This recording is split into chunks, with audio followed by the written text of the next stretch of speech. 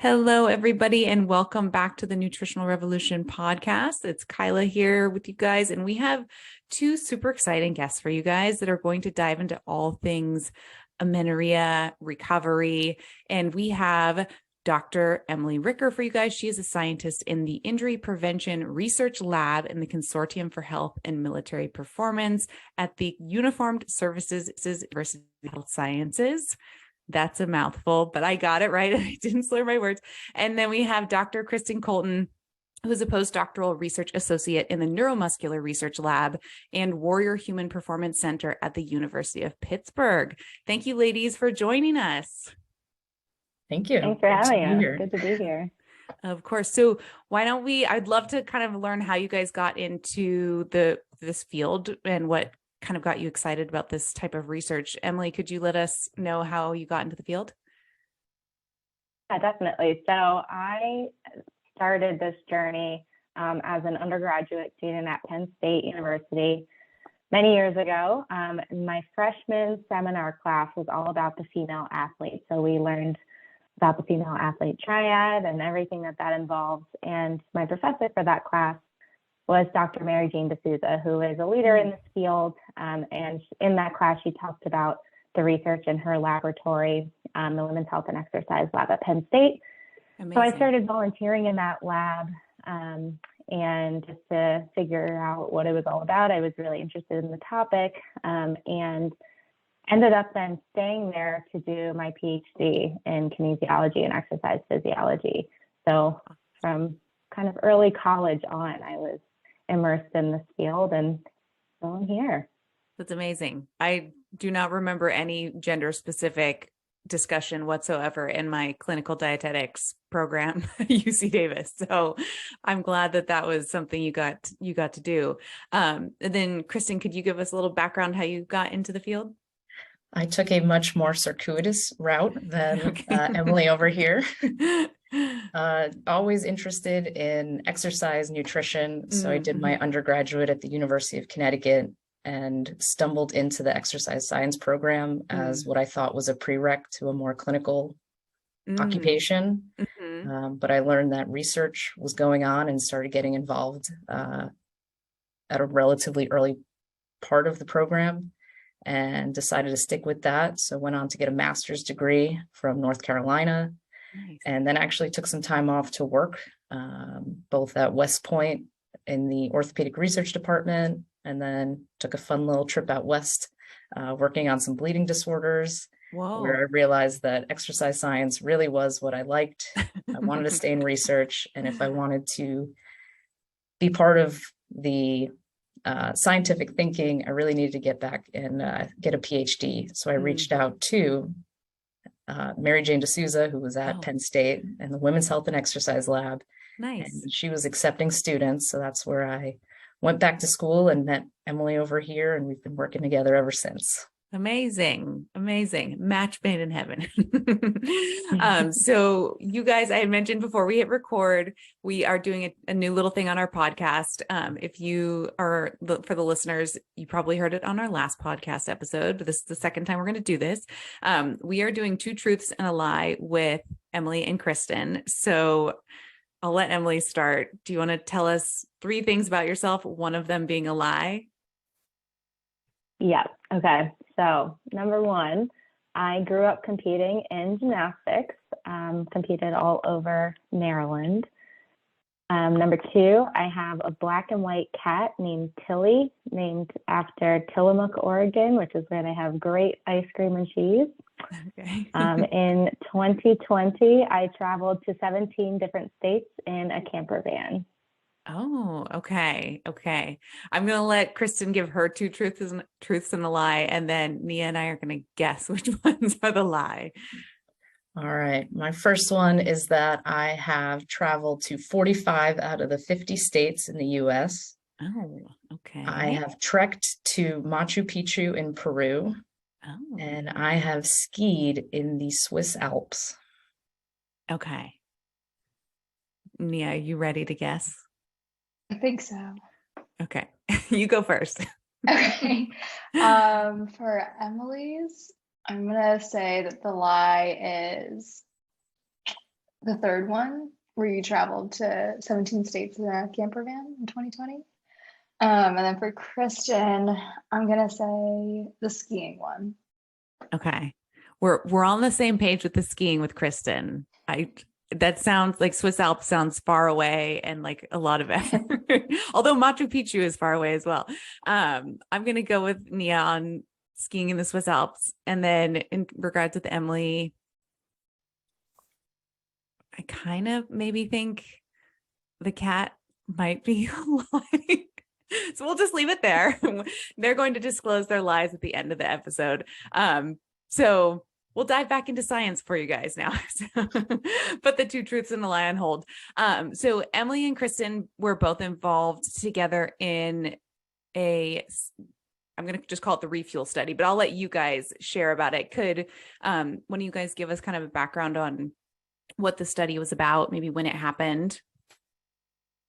Yeah, so Refuel was a large randomized control trial that was conducted at Penn State as well as the University of Toronto, and it actually predated both of us. It was going on when I started in the lab, but it was a large effort from many students over the years. And this was a study that was aiming to assess if increasing caloric intake over 12 months in exercising women with menstrual disturbances could improve menstrual frequency, restore regular menses, as well as improve bone health or bone mineral density specifically. So the women were randomly assigned to either increase their calories 20 to 40% above their baseline energetic needs, and we assessed baseline energy pretty rigorously in the laboratory. And then the other group was our control group. So those women were asked just to keep their calories similar, keep their diet similar to what they had been eating, keep their exercise similar. And then we observed over the course of the year what happened with many health parameters, measuring energetic status, reproductive status, and bone health, all aspects of the female athlete triad. So this was kind of the first large clinical trial to assess the nutritional recommendations for recovery from the triad. Amazing. Anything I missed, Kristen? No, that was very well said. Sounds like you've been talking about it for a while. Yeah. I love it. So did this study just come out in 2021? Is that? We're just now publishing the intent to treat analyses. So our main outcome papers are starting to come out now, which is really exciting. Awesome. The study took place, it actually, our last subject completed their data collection in 2014, but it's such a large database that it took a lot of sorting through and cleaning, and we've gone through many different iterations of analyses to make sure that what we're putting into the literature is the highest quality that it can be, and make sure we've accounted for confounding factors and everything. So yeah, the big two main papers are our menstrual cycle outcomes and our bone mineral density outcomes have now been published, which is really exciting. Amazing. And the reason why we wanted to have you guys here is because we have many of our athletes who run into issues with loss of menstrual cycle or reoccurrence of regular stress fractures and things like that. So in reading that refuel study, I mean, it was definitely very fascinating. And there's some things in there I would love to pick both of your guys' brains about. And one of them being, you did mention it was athletes, right? Going in? Okay. Yeah. And you mentioned assessment of energy, baseline energy. How did you guys assess that metric? Were you using like so, or are you doing? Yeah, a few different variables. So we measured, first of all, their energy intake with diet logs. We measured their exercise energy expenditure using polar heart rate monitors, as well as non-purposeful exercise physical activity with accelerometry for 7 days. So we measured all the energy that they were expending via their activities. In addition to that, we did measure resting metabolic rate so that we could get a pretty good estimate of their total daily energy expenditure, as well as then energy intake with a 3-day diet log. Assessing energy intake is pretty challenging to get it accurate because it is usually self-report. So unless you have your participants in the laboratory 24/7, weighing their food, that can be challenging. So yeah, did our best with food logs there. Yeah. Awesome. And so you had mentioned with that study, the non-control population increasing energy intake by 20 to 40% above that baseline. When you say baseline, are we talking that BMR calculated value or RMR value, or is it above that total, like exercise included? How did you guys determine that? So this one was above their total daily energy expenditure. So the Okay. purposeful exercise, the non-purposeful physical activity, as well as that resting metabolic rate. Okay. Yeah. And then let's see, did I read in the paper too that there was the specific kind of comment regarding maybe like 200 to 400 additional calories per day, kind of being about that 20 to 40% for some of the population in the study? Yeah, that's usually what it came out to. So it's just a couple extra snacks a day or larger meals. So it's not like they're doubling their caloric intake. It's pretty modest. So that was usually achieved either through energy bars or a serving or two of nuts. And the women could eat whatever they wanted to increase their caloric intake, but they met regularly with a study dietitian to get some ideas and strategies of how they could do that. That's awesome. I mean, 200 to 400 calories seems very reasonable. I think when you compare that from what I had learned over the years was like the 45 kilocalories per kilogram lean body mass. And that could be a gigantic jump for somebody depending on where they're starting from an energy intake perspective. So, I mean, that could be 2 pieces of fruit, 200 calories, you know? So, I mean, I think I'm probably giving away the results of the study, but to be able to, increase calories by that much above baseline, again, it seems really reasonable to get the effects that you guys got, but we don't have to disclose that yet. But so you mentioned measuring multiple things as well. You said bone was something you guys looked at. I'm assuming maybe you did DEXA and to determine that. Yes, we did DEXA scans every 6 months to assess changes in bone mineral density across the intervention. Okay, great. And did you, out of curiosity, with any of the women that were having irregular cycles or maybe loss of a cycle or even having a cycle, I guess, were any of them on birth control or oral contraceptives? So for this study, no, we excluded based on hormonal contraceptive use. Okay, nice. Yeah, that would make sense, right? So yeah, I think that's an important point to talk about as well, because I think many times people think that maybe they're getting stress fractures, but they don't think it's a low energy availability situation because they're on an OCP and they're having a monthly bleed. And so, yeah, there's some other considerations maybe to take into place. So when you initially assessed energy intake and had some of the population increase, did you determine that these non-control group, were they under consuming based off of what you thought they should be consuming? It was kind of a mixed bag. So some women, I mean, there's a spectrum, right? So some women, are purposely restricting. They're not eating enough. Some women might not be eating enough inadvertently. But all of them, because they had menstrual disturbances and we ruled out other causes of menstrual disturbances, we could be pretty confident that it was likely due to an energy deficiency and not eating enough. But there was a pretty big range of like the percentage difference in their energy intake at baseline compared to what they should be eating. So for that reason, some women had to increase more than other women did. Oh, okay. I see. Yeah, that makes sense. Wow. Yeah. I mean, I think that's good for so many people to hear, to understand intake, but also having it properly calculated. Obviously in a lab setting, it's going to be a lot more accurate than, your online calculator or something like that. Right. But I think that helps give a good picture. And I think sometimes too, people don't take into consideration the NEAT, that non-exercise, that unplanned movement. And a lot of us, COVID, working from home, maybe sitting at the desk a lot more. We're moving really a little bit less. We're not walking to the car, parking the car, getting out, going up the steps, a little bit less movement. And people don't realize that as well. So I think that's pretty awesome to kind of hear that. And with the intake too, you mentioned something, you said it didn't matter where the calories came from, protein, carbohydrates, fats. And I think that's really neat to hear as well. I think many times we hear, and I'd be curious if you noticed this when you were doing energy intake logs, if carbohydrates were lower than maybe where you would want them to be versus, proteins or fats. Did you notice anything there?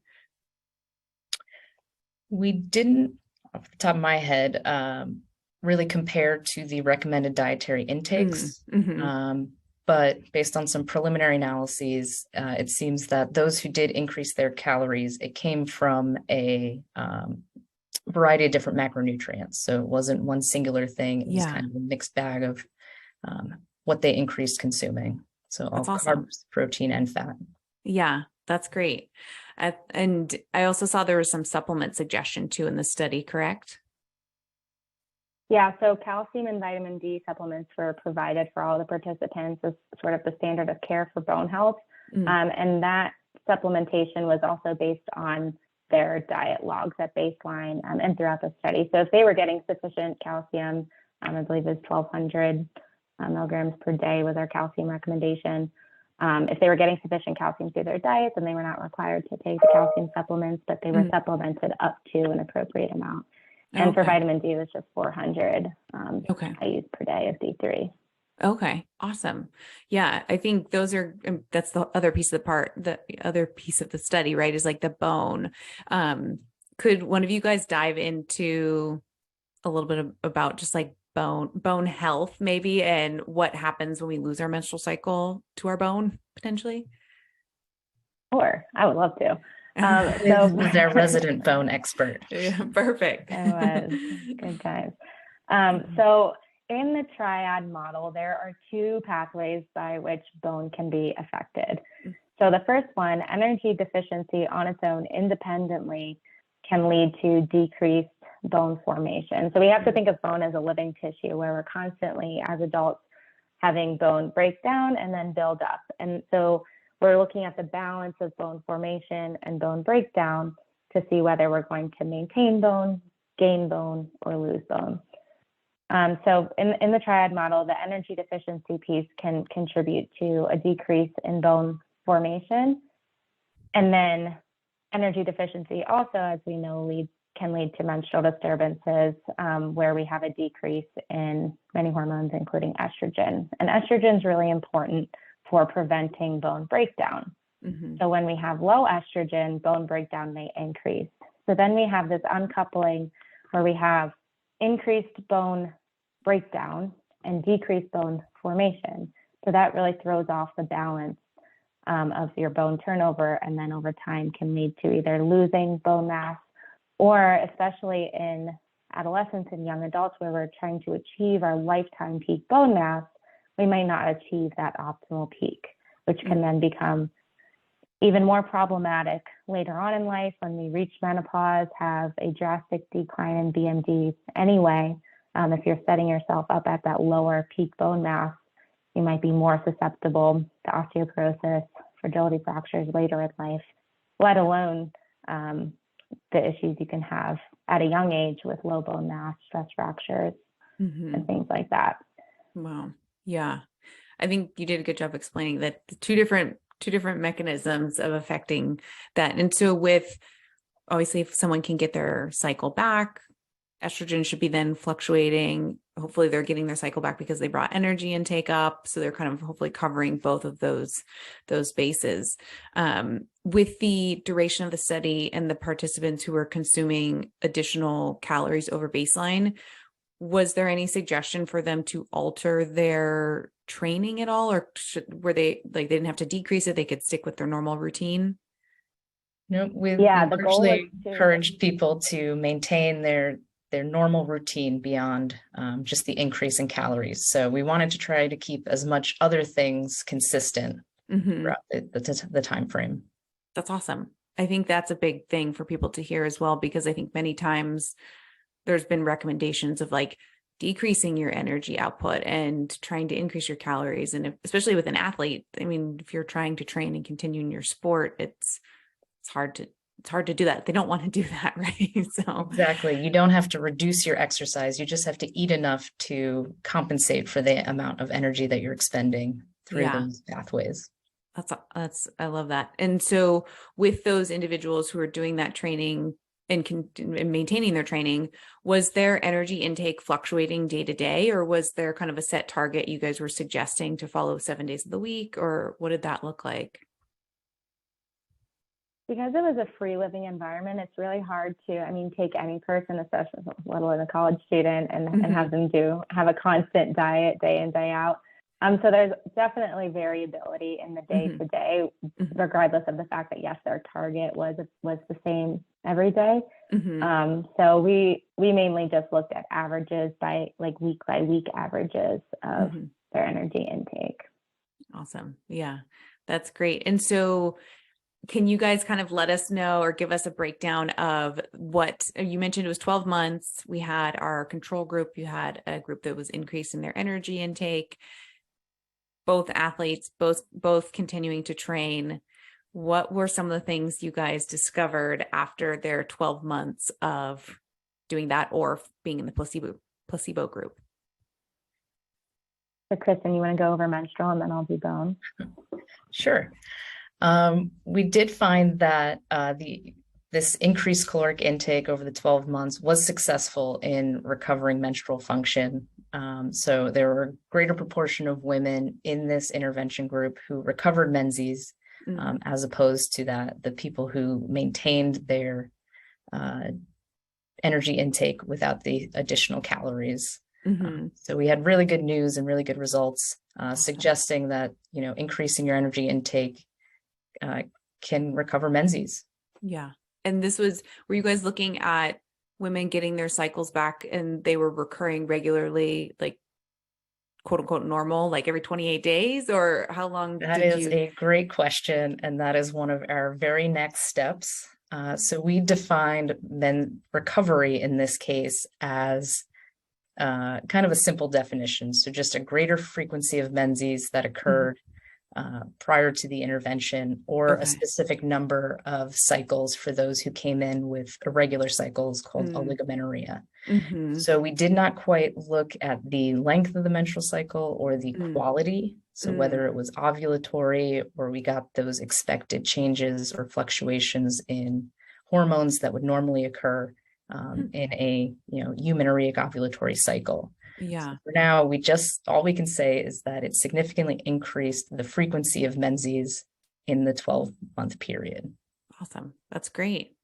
And just really quick before Emily takes over, how many participants were in this study?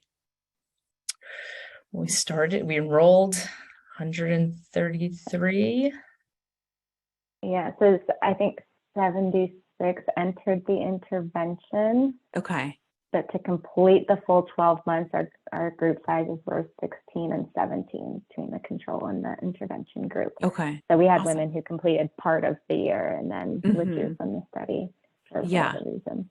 That's great. I mean, it's hard to get somebody to participate in a study, let alone for 12 months. So I think. Yeah, and I think, the big subject burden, or one of the burdens of this study was that in order to assess menstrual cycles and assess their reproductive hormones, we had them collect urine every day of the year.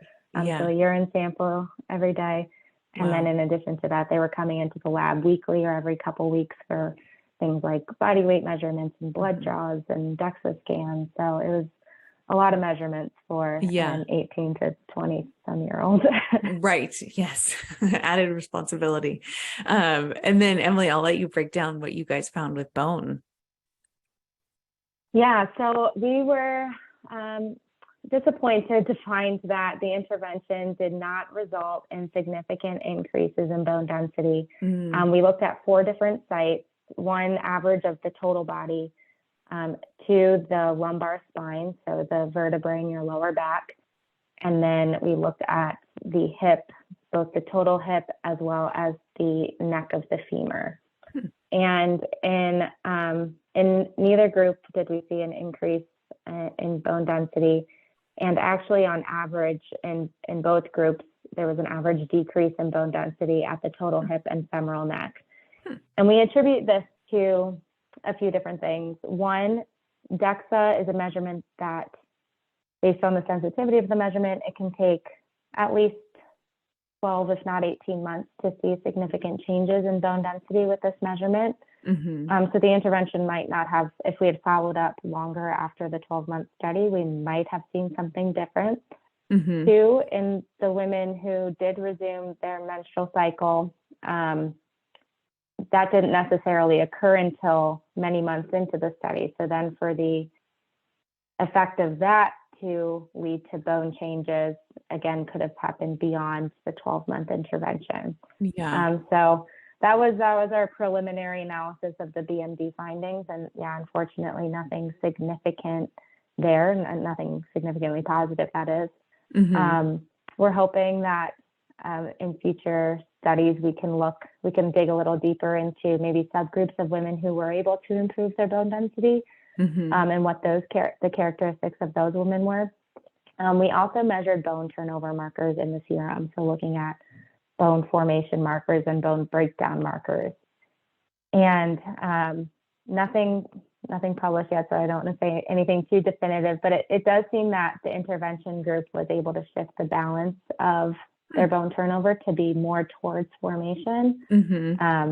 So at the cellular bone level, there appears to be positive things happening, that just wasn't prolonged enough, or maybe to a great enough magnitude to then affect bone density, or in that short of a time. Interesting. Yeah. I mean, it makes sense if it takes longer for the bone to build back. And then if someone's entering the study and not starting their cycle or getting their period more regular until eight months into the study, or, to see that. Out of curiosity, did you see kind of a big range of durations in terms of like how long it took some women to get their cycle becoming more regular into that 12 months? Yes, and I know in the paper there's a breakdown of the percentage by month, like by month 3 of the study, this many had resumed, et cetera. Okay, I can't remember off the top of my head, but I know it was across the entire 12 months. It was really variable. And then we had women that would resume, if they came into the study amenorrheic, they could have a period, and that counted as resuming, but they could then enter another bout of amenorrhea, so have recurring menstrual disturbances, and then some resume again. So hopefully our next papers will be able to dive a little bit deeper into those nuances of menstrual resumption, and like Kristen mentioned, look into the characteristics of the cycle quality across time of reproductive hormones and ovulation over the study. And also some women in the control group who weren't instructed to change calories also recovered. So cool. We also do need to look into, what might have been going on with those individuals and potentially contributed to them recovering menses as well. Interesting. Yeah.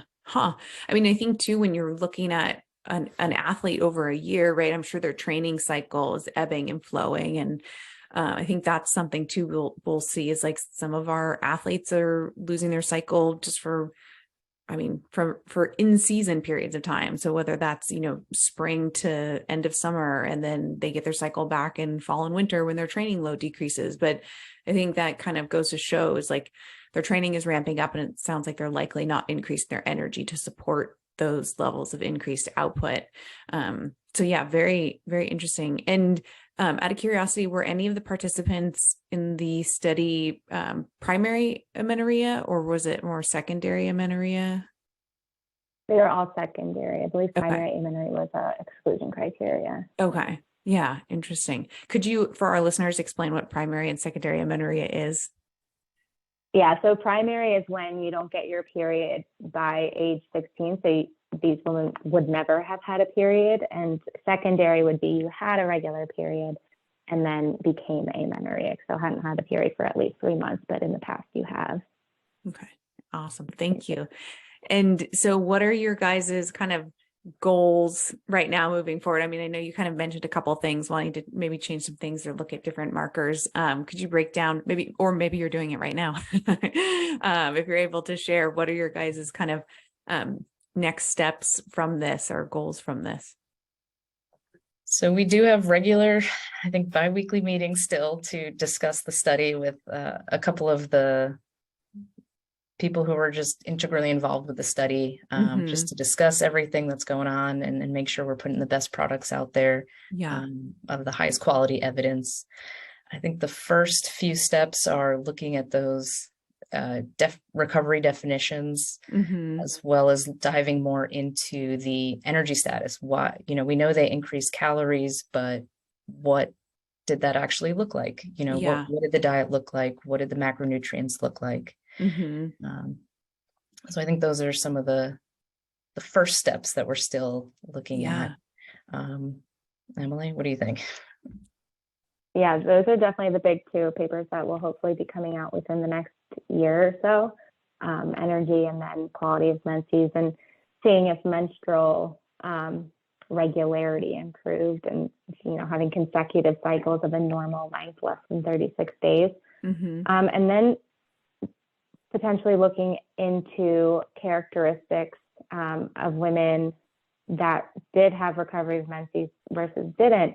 What were those characteristics at baseline? Did they come into the study with different, for example, body fat percentages, or were they at a different point along that recovery spectrum that predisposed them to be able to recover or not?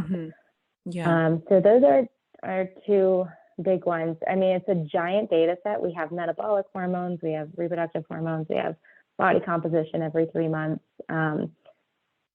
So much to look at that we could dive into. We have psychological surveys, so things looking at stress and eating behavior surveys, and there's a lot that we could dive into, but it's a labor of love for sure with this study, because there's always another question we could ask of the data.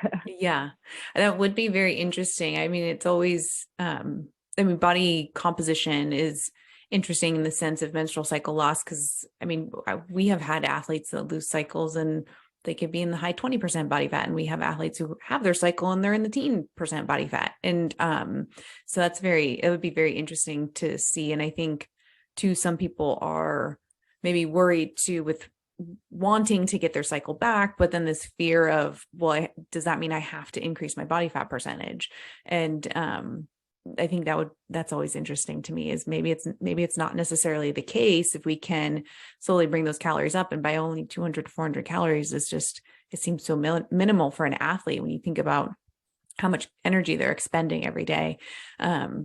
The effect on composition likely would hopefully just like support those other things like building bone and sex hormones and muscle mass and all of that stuff. So it's just so fascinating. I look forward to reading the papers when they come out. So I will be keeping my eyes peeled. Let's see, any other nuggets or things you want to share from either current research or anything like that you guys have going on that you're excited about or proud of? I just have one comment based on the body composition. Is from the refuel study, what is disappointing in that we won't be able to determine is there a difference between increasing weight by fat versus lean mass, because most of our participants did increase their weight by increasing fat mass. So I think an awesome future direction study would be, okay, if we can design an intervention to increase fat mass versus design an intervention to increase lean mass in women who are energy deficient, does that change outcomes in terms of menstrual cyclicity, in terms of bone health, performance? So I think that's a really interesting question that you bring up. Very interesting. It's all so fascinating to me. I love learning more about it. What about you, Kristen? Any exciting things coming up or things you're proud of right now?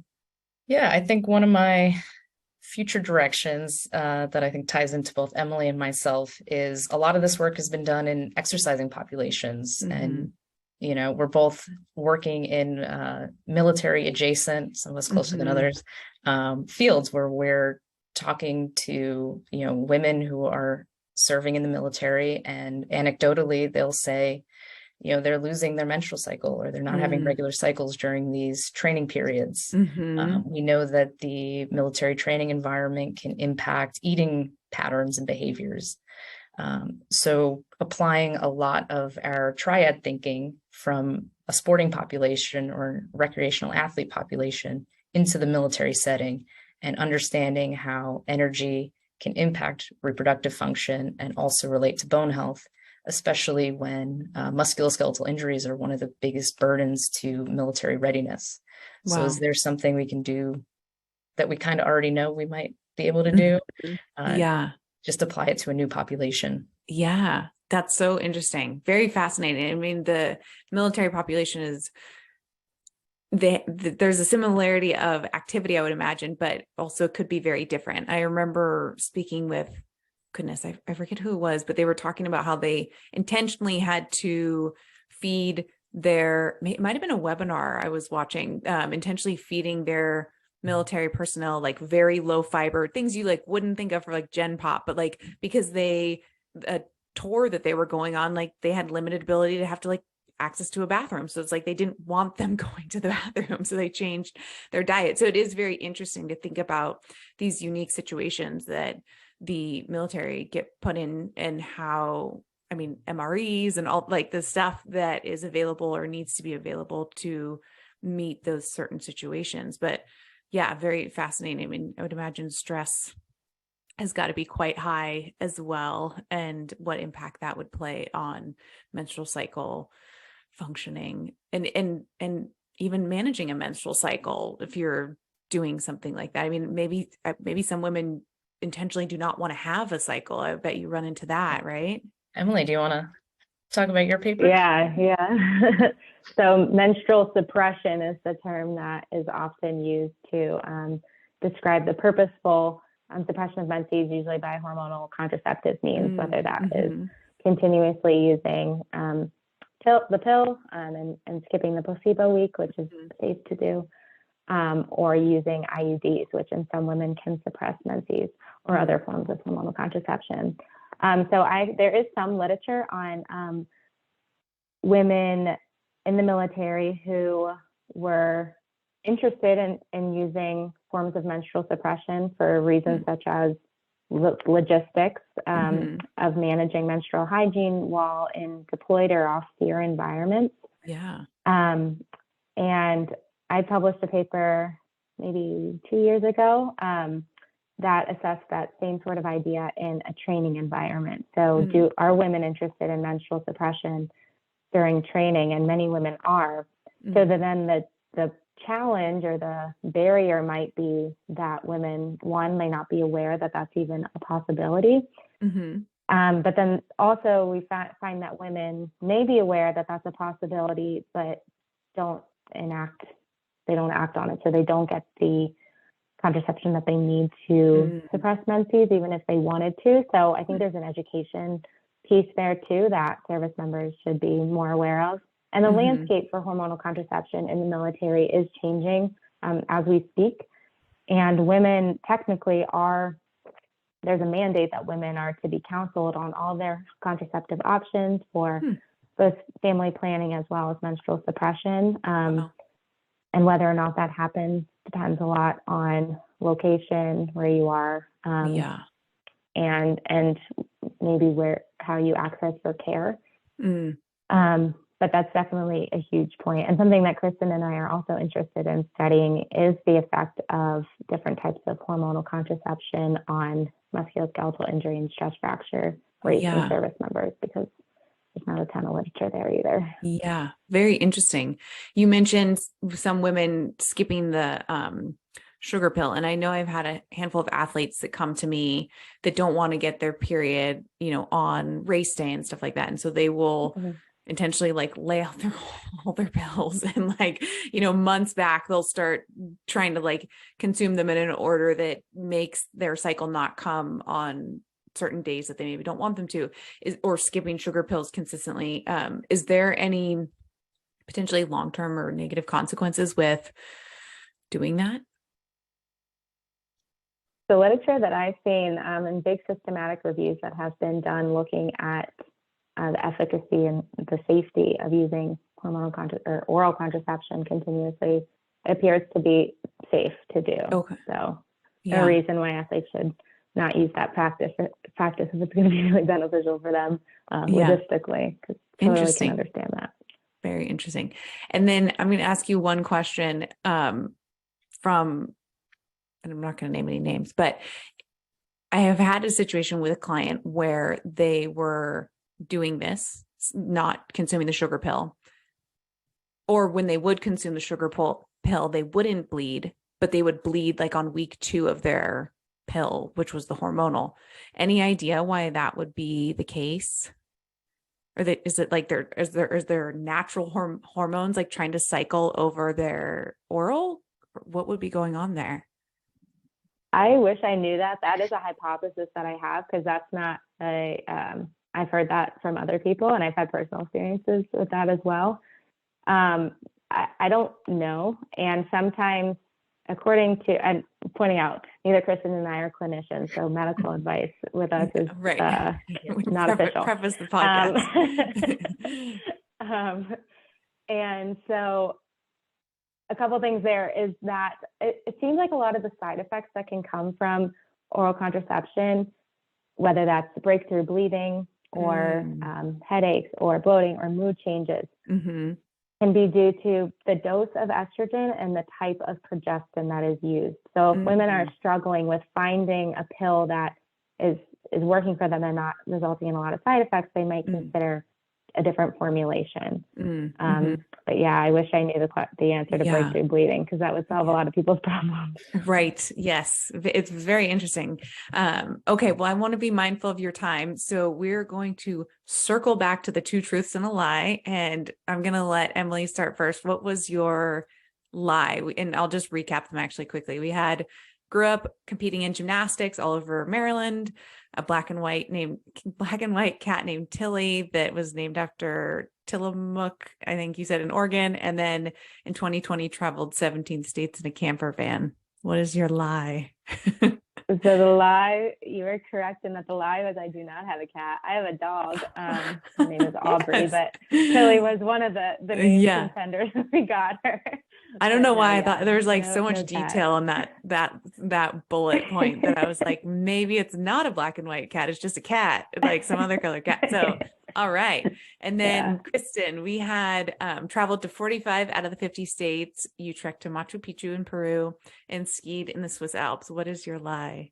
So you guys were both right. It is skiing in the Alps. I did grow up skiing. I've skied a lot across the US, but haven't made it over to Europe yet. All right. Woohoo, Nia. We did it. Awesome. Well, thank you ladies so much for joining us. Where can people find you, follow you, learn about you? So I am on LinkedIn, Emily Worker. I technically have a Twitter, but I don't use it, so I wouldn't give out that name. No time for really that. You're doing all your studies. Yeah. And what about you, Kristen? I'm also on LinkedIn, and I also have a Twitter that is Koltun Kristen, so last name, first name. And I largely use that for just keeping up with scientific colleagues. So I don't check it often, but I do check it occasionally. Amazing. Well, thank you ladies so much. This was so fun, so informative. I'm sure our listeners will enjoy this and be happy to learn that increasing energy intake by 200 to 400 calories is not so scary. So thank you guys. Thank you. Thank you. This is great.